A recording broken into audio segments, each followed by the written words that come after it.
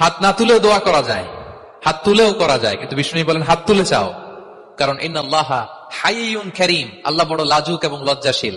বান্দা যখন হাত তুলে ভিক্ষুকের মতো কিছু চায়, ওই হাত খালি হাতে ফিরিয়ে দিতে আল্লাহ লজ্জা লাগে। হাত তুলে চাইবেন। দোয়াতে আল্লাহর নামগুলো ধরে ধরে ডাকুন, ইয়া আল্লাহ, ইয়া রহমান, ইয়া রহিম, ইয়া হাইয়ু, ইয়া কাইয়ুম বিরহমাতিকা আস্তাগীথ। আল্লাহ নাম ধরে ধরে চান, ওই দোয়া আল্লাহ কবুল করবেন। বিশ্বনবীর উপর দুরূদ পড়েন, যে বিশ্বনবীর উপর দুরূদ পড়ে না, ওই দোয়া আল্লাহর কাছে কবুল হয় না, এটা আকাশে পেন্ডিং থাকে।